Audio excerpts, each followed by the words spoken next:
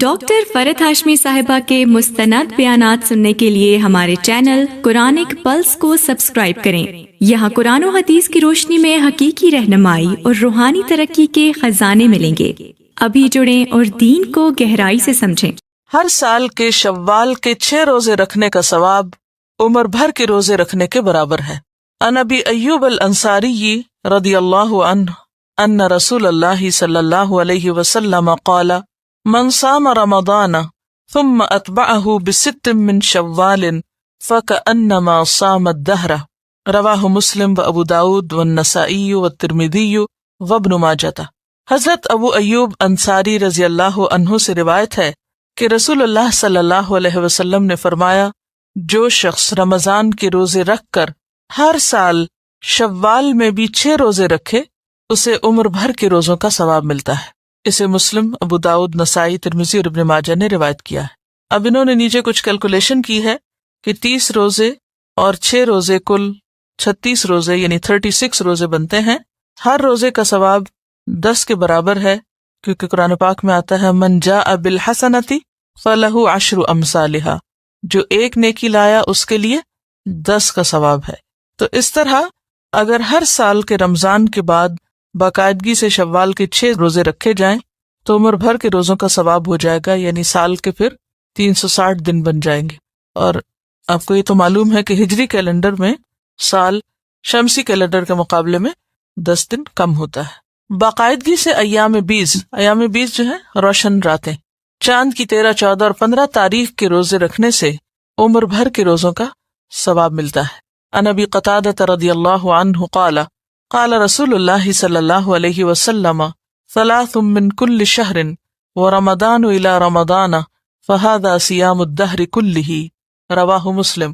حضرت ابو قتادہ رضی اللہ عنہ کہتے ہیں رسول اللہ صلی اللہ علیہ وسلم نے فرمایا، ایک رمضان سے دوسرے رمضان کے درمیانی عرصے میں ہر ماہ 3 دن ایام 20 کے روزے رکھنا عمر بھر روزے رکھنے کے برابر ہے۔ اسے مسلم نے روایت کیا ہے۔ اور اس میں بھی آپ دیکھیے کہ ہر مہینے اگر روزے رکھے جائیں تو سال میں 12 مہینے ہوتے ہیں اور کل کتنے روزے ہو جائیں گے؟ 36 روزے ہو جائیں گے، اور ہر روزہ پھر 10 کے برابر، تو اس طرح 360۔ تو گویا ایک انسان ساری زندگی ہی روزے سے ہے۔ سفر میں نفلی روزہ رکھنا جائز ہے۔ ان حمزہ ابن عمرو الاسلمی رضی اللہ عنہ انہ سأل رسول اللہ صلی اللہ علیہ وسلم اصوم فی السفر قال ان شئت فصم وان شئت فافطر رواہ النسائی۔ حضرت حمزہ بن عمرو اسلمی رضی اللہ عنہ سے روایت ہے کہ انہوں نے رسول اللہ صلی اللہ علیہ وسلم سے پوچھا، کیا میں سفر میں روزہ رکھوں؟ آپ نے فرمایا، اگر چاہو تو رکھو، چاہو تو نہ رکھو۔ اسے نسائی نے روایت کیا ہے۔ یہ سوال بہت سے لوگوں کا ہوتا ہے، کیا رکھ سکتے ہیں؟ اگر رکھ سکتے تو رکھ لو، اگر نہیں رکھ سکتے نہ رکھو۔ جہاد یا حج کے سفر میں روزہ رکھنے والے کو اللہ تعالیٰ 70 سال کی مسافت کے برابر جہنم سے دور کر دیتے ہیں۔ یعنی اس میں یہ جو فی سبیل اللہ ہے، اس میں انہوں نے اسے اللہ کے راستے میں، یعنی اللہ کے راستے میں جو سفر ہو اس سفر میں روزے رکھنے سے تعبیر کیا ہے۔ تو طالب علم بھی کس میں ہوتا ہے؟ فی سبیل اللہ ہوتا ہے۔ وہ حدیث آپ نے پڑھی ہوگی، جو علم حاصل کرنے کے لیے نکلے وہ اللہ کے راستے میں ہوتا ہے یہاں تک کہ وہ واپس پلٹ جائے۔ یعنی جب تک آپ گھر جاتے ہیں تو گھر سے نکلنے سے لے کر گھر تک کا سارا وقت کیا وقت ہے؟ فی سبیل اللہ، ظاہر اللہ کی خاطر آپ نکلیں۔ اور ساتھ اگر روزہ بھی ہو تو یہ روزہ پھر کئی گنا زیادہ اجر و ثواب کا باعث بن جاتا ہے، کیونکہ گھر میں رہ کے انسان کے لیے سہولت ہوتی ہے۔ اگر آپ تھکے ہوئے آپ لیٹ جائیں، آپ کم کام کر لیں، لیکن جب آپ کسی خاص مشن پہ نکلتے ہیں، پڑھنے نکلے، پڑھانے نکلے، یا کوئی اور کام اس طرح کا، جیسے یہ حج کے سفر انہوں نے کیا ہے، یہ بھی فی سبیل اللہ سفر شمار ہوتا ہے۔ تو ایسے میں انسان اگر ساتھ روزے میں بھی ہو تو اس کا اجر و ثواب کئی گنا زیادہ ہوتا ہے۔ سوموار اور جمعرات کا روزہ رکھنا رسول اکرم صلی اللہ علیہ وسلم کو پسند تھا۔ عن ابی ہریرہ رضی اللہ عنہ قال قال رسول اللہ صلی اللہ علیہ وسلم تعرض الاعمال یوم الاثنین والخمیس فاحب ان یعرض عملی وانا صائم رواہ الترمذی۔ حضرت ابو ہریرہ رضی اللہ عنہ کہتے ہیں رسول اللہ صلی اللہ علیہ وسلم نے فرمایا، سوموار اور جمعرات کو لوگوں کے اعمال اللہ کے حضور پیش کیے جاتے ہیں، میں چاہتا ہوں کہ جب میرے اعمال اللہ کے ہاں پیش کیے جائیں تو میں اس وقت روزے سے ہوں۔ اسے ترمذی نے روایت کیا۔ یوم عرفہ 9 ذی الحجہ کا ایک روزہ ایک گزشتہ اور ایک آئندہ یعنی 2 سال کے صغیرہ گناہوں کا کفارہ ہے، جبکہ یوم عاشورہ 10 محرم کا روزہ گزشتہ 1 سال کے صغیرہ گناہوں کا کفارہ ہے۔ عن ابی قتادہ رضی اللہ عنہ ان النبی صلی اللہ علیہ وسلم قال صیام یوم عرفہ احتسب علی اللہ ان یکفر السنة التي قبلہ والسنة التي بعدہ وصیام یوم عاشوراء احتسب علی اللہ ان یکفر السنة التي قبلہ، رواہ مسلم۔ حضرت ابو قتادہ رضی اللہ عنہ کہتے ہیں رسول اللہ صلی اللہ علیہ وسلم نے فرمایا میں اللہ تعالیٰ سے امید رکھتا ہوں کہ یوم عرفہ کے روزے کے بدلے میں اللہ تعالیٰ ایک گزشتہ اور ایک آئندہ سال کے گناہ معاف فرمائیں گے، اور یوم عاشورہ کے روزہ کے بدلے میں گزشتہ 1 سال کے گناہ معاف فرمائیں گے۔ اسے مسلم نے روایت کیا ہے۔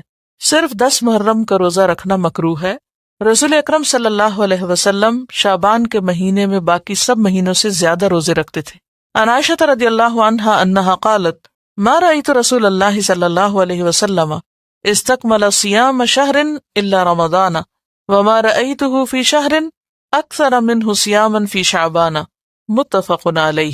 حضرت عائشہ رضی اللہ عنہا کہتی ہیں میں نے رسول اللہ صلی اللہ علیہ وسلم کو رمضان کے علاوہ کسی مہینے کے پورے روزے رکھتے نہیں دیکھا، نہ ہی شعبان کے علاوہ کسی دوسرے مہینے میں کثرت سے روزے رکھتے دیکھا، یعنی رمضان تو پورا اور اس کے بعد سب سے زیادہ شعبان میں، اور اس کے بعد شوال میں 6، اور اس کے بعد ہر مہینے کے 3 یا پھر ہر ہفتے کے 2 روزے، سوموار اور جمعرات کا، اور اسی طرح عاشورہ کا روزہ، اس کے ساتھ ایک اور ملا کے پہلے یا بعد میں، اور یوم عرفہ کا روزہ۔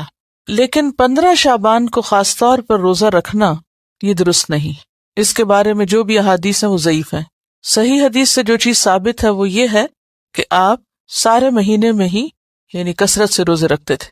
نفلی روزہ رکھنے میں ایک دن چھوڑ کر دوسرے دن روزہ رکھنے کا طریقہ سب سے افضل ہے۔ عن عبداللہ ابن عمرو رضی اللہ عنہ ان رسول اللہ صلی اللہ علیہ وسلم قال صم فی کل شہر 3 ایام قلت انی اقوى من ذلك فلم يزل يرفعني حتى قال صم يوما وافطر يوما فانه افضل الصيام وهو صوم اخی داؤد علیہ السلام، متفق علیہ۔ حضرت عبداللہ بن عمرو رضی اللہ عنہ سے روایت ہے کہ رسول اللہ صلی اللہ علیہ وسلم نے فرمایا ہر ماہ 3 دن کے روزے رکھو، یعنی ایام 20 کے۔ میں نے عرض کیا مجھ میں اس سے زیادہ طاقت ہے۔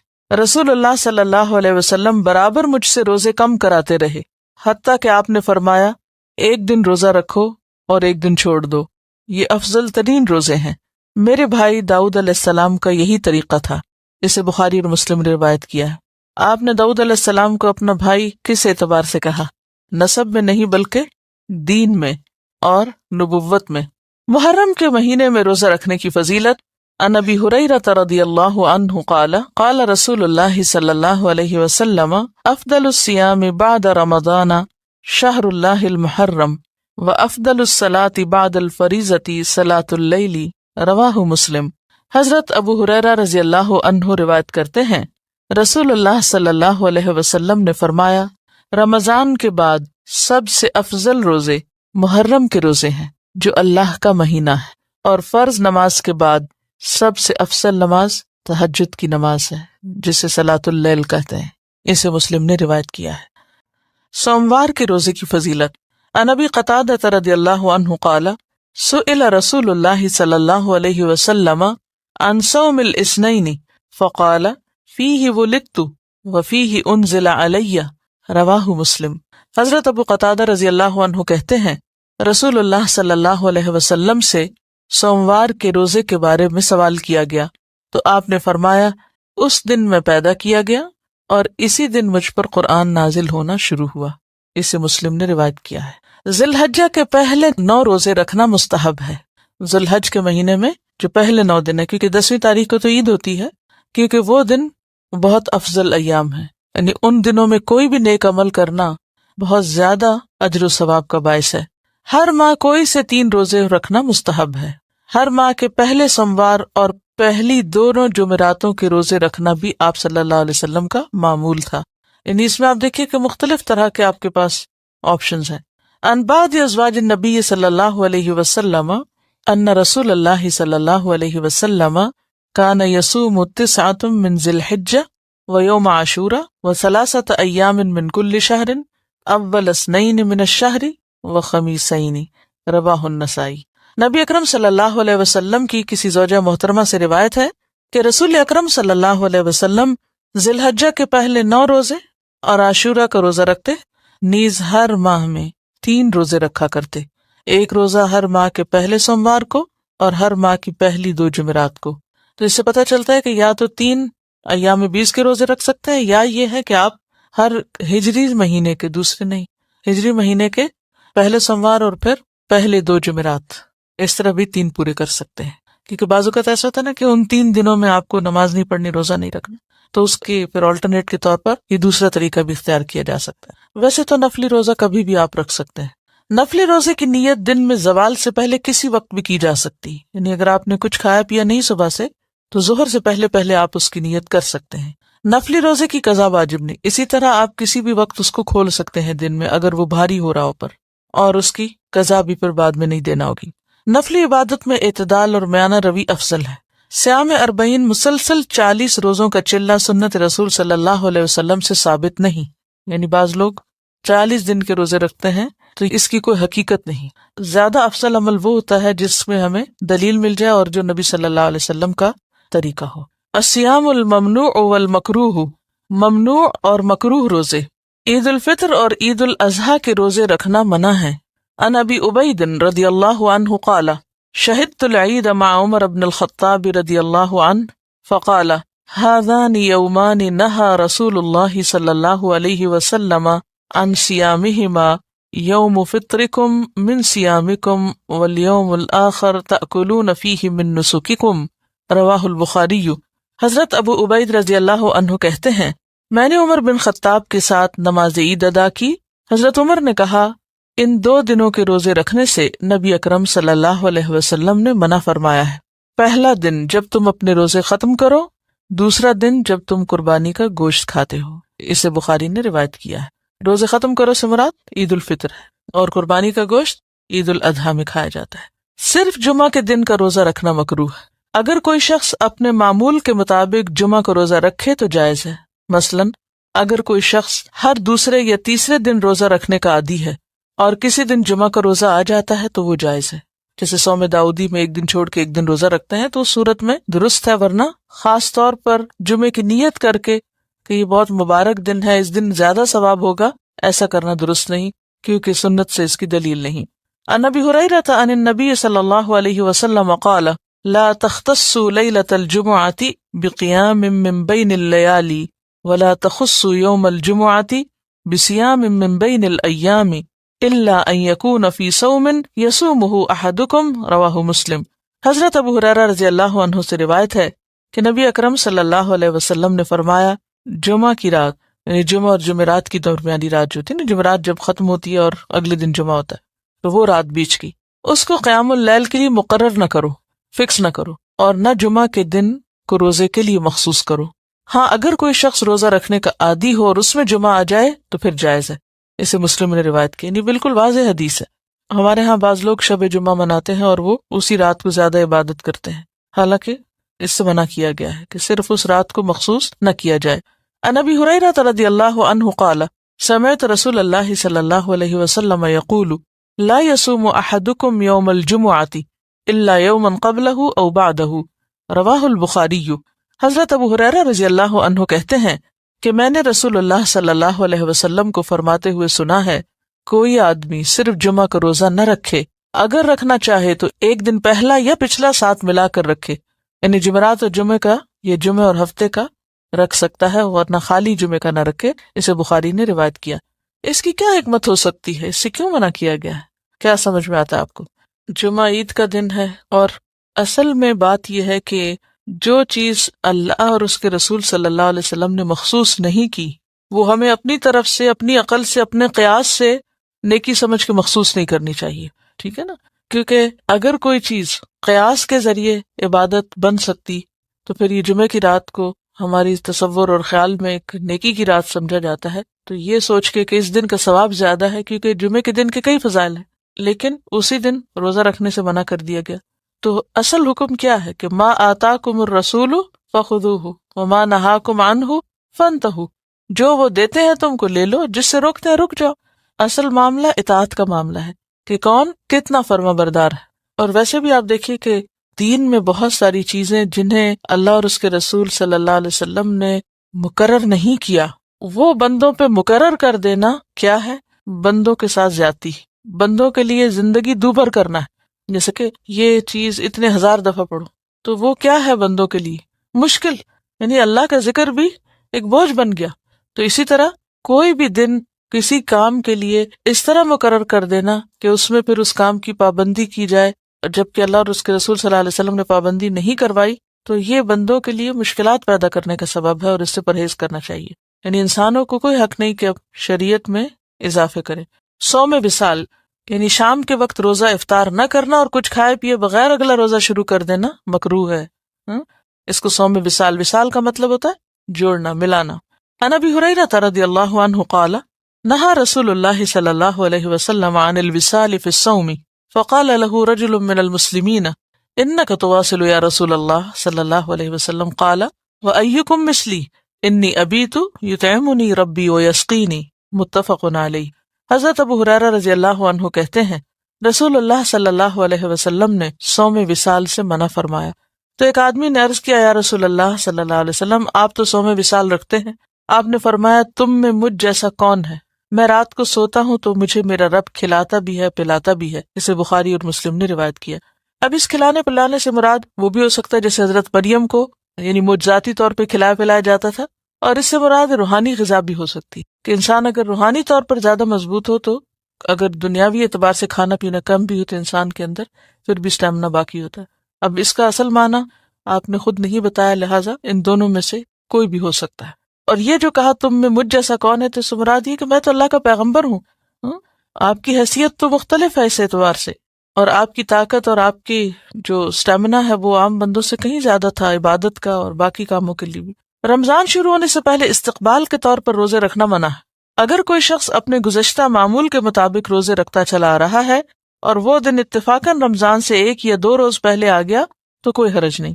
عن ابی ہریرہ رضی اللہ عنہ قال قال رسول اللہ صلی اللہ علیہ وسلم لا يتقدمن احدكم رمضان بصوم يوم او يومين الا ان يكون رجل كان يصوم صوما فليصوم ذلك اليوم متفق علیہ.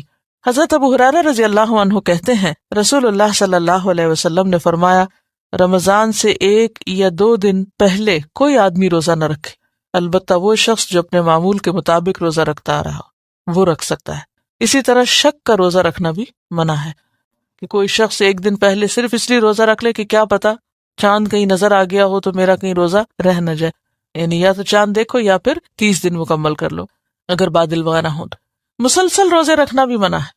عن عبداللہ بن عمرو بن العاص رضی اللہ عنہما قال قال رسول اللہ صلی اللہ علیہ وسلم یا عبداللہ الم اخبر انک تصوم النہار وتقوم اللیل فقلت بلا یا رسول اللہ قال فلا تفعل صم وافطر قم ونم فإن لجسدك عليك حقا وإن لعينك عليك حقا وإن لزوجك عليك حقا وإن لزورك عليك حقا لا صام من صام الدهر متفق علیہ. حضرت عبداللہ ابن عمرو ابن عاص رضی اللہ عنہ کہتے ہیں رسول اللہ صلی اللہ علیہ وسلم نے مجھے فرمایا اے عبداللہ مجھے خبر ملی ہے کہ تم ہمیشہ دن کو روزہ رکھتے ہو اور رات کو قیام کرتے ہو.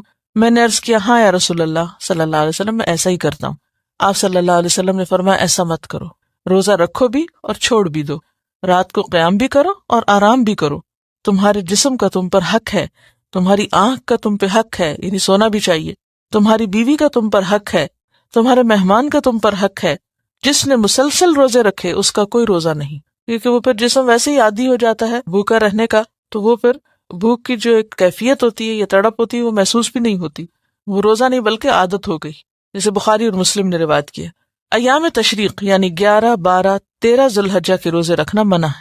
البتہ جو حاجی قربانی نہ دے سکے وہ منا میں ایام تشریق کے روزے رکھ سکتا ہے.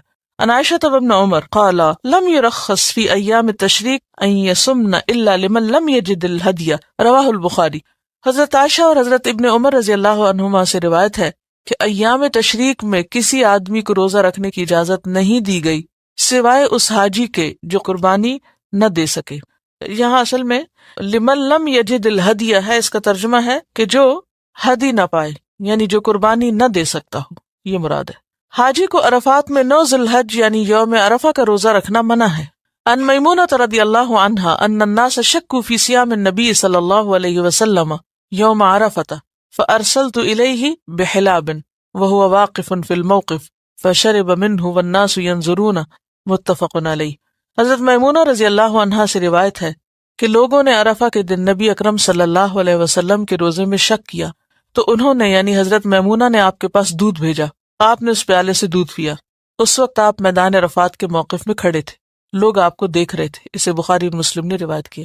تو معلوم کرنے کا یہ کتنا اچھا طریقہ ہے، بجائے اس کے کہ کسی کو کہلوا کے بھیج دی کہ اچھا جا کے پوچھ کے کہ آپ کا روزہ ہے یا نہیں. انہوں نے دودھ بھیج دیا کہ اگر آپ پی لیں گے تو پتہ چل جائے گا کہ روزہ نہیں ہے. نصف شعبان کے بعد روزے نہیں رکھنا چاہیے. عن ابی ہریرہ رضی اللہ عنہ قال قال رسول اللہ صلی اللہ علیہ وسلم اذا بقی نصف من شعبان فلا تصوموا، رواہ الترمذی. حضرت ابو ہریرہ رضی اللہ عنہ کہتے ہیں رسول اللہ صلی اللہ علیہ وسلم نے فرمایا جب نصف شعبان باقی رہ جائے یعنی رمضان سے 15 دن پہلے تو نفلی روزے نہ رکھو. اسے ترمذی نے روایت کی. کیوں منع کیا گیا؟ تاکہ رمضان کے لیے طاقت بحال ہو جائے. عورت کا اپنے شوہر کی اجازت کے بغیر نفلی روزہ رکھنا منع ہے. عن ابی ہریرہ رضی اللہ عنہ ان رسول اللہ صلی اللہ علیہ وسلم قال لا تصوم المرأة وزوجها شاهد یوما من غیر شہر رمضان الا باذنہ، رواہ الترمذی. حضرت ابو ہریرہ رضی اللہ عنہ سے روایت ہے کہ رسول اکرم صلی اللہ علیہ وسلم نے فرمایا کوئی عورت اپنے شوہر کی موجودگی میں اس کی اجازت کے بغیر سوائے رمضان کے روزوں کے نفلی روزے نہ رکھے. اس میں یہ ہے کہ رمضان کے روزے میں شوہر سے نہیں پوچھا جائے گا، اور رمضان میں اگر کچھ چھوٹ گئے تو قضا کرنا جو ہے وہ بھی فرض روزہ ہی ہے، اور وہ یعنی رمضان کے روزے کی ادائیگی ہے، اس لیے اس کی بھی اجازت ہے، وہ انسان پوچھے بغیر رکھ سکتا ہے، ورنہ عام نفلی روزے نہیں. کیوں منع کیا گیا؟ شوہر اور بیوی کے تعلقات جو ہے وہ روزے کی حالت میں منع ہے. تو اس میں یہ ہے کہ ایسی عبادات جن میں دونوں کے تعلقات میں کسی قسم کی کشیدگی پیدا ہو سکتی ہو ان میں باہمی مشورہ ضروری ہے. اس میں دین کا حسن آپ دیکھیے، باہمی تعلق جو ہے سکون کا باعث ہے. وہ سکون کا باعث اسی وقت ہوتا ہے کہ جب آپس کی کمیونیکیشن ہوتی ہے، انڈرسٹینڈنگ ہوتی ہے. اگر شوہر بیوی کے درمیان کوئی کمیونیکیشن ہی نہیں، آپس میں مشورہ ہی نہیں، کسی معاملے میں کوئی گفتگو ہی نہیں، تو وہ پھر مودتاً اور رحمتاً کا سبب نہیں ہو سکتا. تو اسی طرح اب فرضی روزے تو فرضی انڈرسٹینڈ سب نے رکھنے. تو اس سے یہ بھی پتہ چلتا ہے کہ اگر عورت کوئی نفلی کام کری، کوئی نیکی کا کام کری، تو اسے شوہر کو ساتھ لے کے چلنا چاہیے. ٹھیک ہے نا، مثلا آپ قرآن پڑھ رہے ہیں تو اس میں شوہر کو بھی ساتھ لے کے چلنا. یہ نہیں کہ جو پڑھ کے گئے بس خاموشی گھر میں جا کے کچھ شیئر نہیں کیا. نہیں، شیئر کیا کرے، ڈسکس کیا کرے، یہ پڑھا ہے. یہ نہیں کہ وہ فتوے دینا شروع کر دیں یا پڑھانا ان کو شروع کر دیں، لیکن ان کے ساتھ ڈسکس کرے. ان کے سوال یہ تھا کہ کیا شوہر بیوی کی اجازت کے بغیر روزہ رکھ سکتا ہے؟ تو اس میں آپ دیکھیں پیچھے حضرت عمرو بن العاص جب آپ صلی اللہ علیہ وسلم نے جب کہ کثرت سے نفلی روزے رکھتے تھے تو انہوں نے کیا کہا کہ تمہاری بیوی کا بھی تم پر حق ہے. تو اس سے کیا پتہ چلتا ہے کہ اگرچہ یہ نہیں کہا کہ اجازت، بات اصل میں میوچل انڈرسٹینڈنگ کی، کہ دونوں ایک دوسرے کی ضروریات کا اور ایک دوسرے کے جذبات کا خیال رکھیں. صرف عاشورہ 10 محرم کا روزہ رکھنا مکروہ ہے.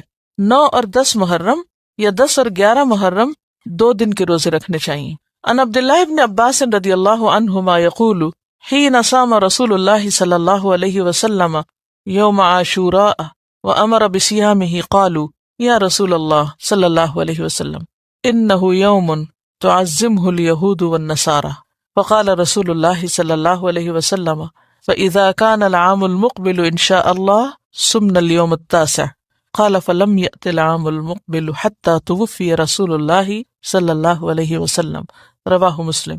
حضرت عبداللہ بن عباس رضی اللہ عنہ فرماتے ہیں رسول اللہ صلی اللہ علیہ وسلم نے عاشورہ 10 محرم کا روزہ رکھا اور لوگوں کو بھی رکھنے کا حکم دیا. لوگوں نے عرض کیا یا رسول اللہ صلی اللہ علیہ وسلم 10 محرم تو یہود و نصارہ کے نزدیک بڑی عظمت کا دن ہے. آپ نے فرمایا اچھا، آئندہ سال ہم انشاءاللہ 10 محرم کے ساتھ 9 محرم کا روزہ بھی رکھیں گے. لیکن آئندہ سال آنے سے پہلے ہی رسول اللہ صلی اللہ علیہ وسلم اس دنیا سے رخصت ہو گئے. اسے مسلم نے روایت کیا. یوم عاشورہ 10 محرم کی فضیلت کی وجہ یہ ہے کہ جب رسول اکرم صلی اللہ علیہ وسلم مدینہ منورہ تشریف لائے تو یہودی 10 محرم کا روزہ رکھتے تھے. ان سے وجہ پوچھی گئی تو انہوں نے کہا اس روز اللہ تعالیٰ نے موسیٰ علیہ السلام کو فرعون پہ غلبہ عطا کیا تھا، لہٰذا ہم شکرانے کے طور پر اس دن کا روزہ رکھتے ہیں. رسول اللہ صلی اللہ علیہ وسلم کو یہ بات معلوم ہوئی تو آپ نے فرمایا یہودیوں کی نسبت ہم موسیٰ علیہ السلام کے زیادہ قریب ہیں، اور مسلمانوں کو اس دن کا روزہ رکھنے کا حکم دیا۔ مگر جب رمضان کے روزے فرض کیے گئے تب آپ صلی اللہ علیہ وسلم نے فرمایا اب جو چاہے 10 محرم کا روزہ رکھے، جو نہ چاہے نہ رکھے۔ اسے مسلم نے روایت کیا۔ صرف ہفتے کے دن کا روزہ رکھنا ممنوع ہے۔ عن عبداللہ ابن بسر عن اخت السماء رضی اللہ عنہا ان رسول اللہ صلی اللہ علیہ وسلم قال لا تصوموا يوم السبت الا فيما افترض عليكم فان لم يجد احدكم الا عود عنبة او لحاء شجرة فليمزغها رواہ ابن خزیمہ۔ حضرت عبداللہ بن بسر اپنی بہن سما سے روایت کرتے ہیں کہ رسول اللہ صلی اللہ علیہ وسلم نے یہ فرمایا کہ ہفتے کا روزہ سوائے فرض روزے کے نہ رکھو، اگر کھانے کو اور کوئی چیز نہ ملے تو انگور کی لکڑی یا درخت کی چھال ہی چبا لو، یعنی کچھ نہ کچھ ضرور چکھو۔ ہفتہ چونکہ اہل کتاب کی عید کا دن تھا، سبت، لہٰذا آپ صلی اللہ علیہ وسلم نے ہفتے کے ساتھ جمعہ یا اتوار کے دن کا روزہ ملا کر رکھنے کا حکم دیا۔ عید الاضحیٰ کے دن جو صبح کے وقت روزہ رکھتے ہیں وہ قربانی کے گوشت سے کھولنا چاہیے، اور اگر کسی کو زیادہ بھوک لگی تو عید کے بعد پھر وہ کسی بھی چیز سے کھول لے۔ لیکن صحابیات کے اس بارے میں ہمیں عمل یہ ملتا ہے کہ وہ بچوں کو دودھ تک نہیں پلاتی تھی، یعنی صبح اٹھنے سے لے کر عید پڑھنے تک کم از کم، اور قربانی کرنے تک اصل میں یعنی روزہ رکھتے تھے، بغیر کچھ کھائے پیے، یہ نہیں کہ سحری کھا کے روزہ رکھتے، نہیں کچھ نہیں کھاتے تھے۔ لیکن عید الفطر کے دن کھجور کھانا آپ صلی اللہ علیہ وسلم کی سنت ہے، ویسے کچھ بھی میٹھا کھا سکتے۔ وآخر دعوانا ان الحمد للہ رب العالمین، سبحانک اللہم وبحمدک، نشہد ان لا الہ الا انت، نستغفرک ونتوب الیک۔ السلام علیکم ورحمۃ اللہ وبرکاتہ۔ ڈاکٹر فرحت ہاشمی صاحبہ کے مستند بیانات سننے کے لیے ہمارے چینل قرآنک پلس کو سبسکرائب کریں۔ یہاں قرآن و حدیث کی روشنی میں حقیقی رہنمائی اور روحانی ترقی کے خزانے ملیں گے۔ ابھی جڑیں اور دین کو گہرائی سے سمجھیں۔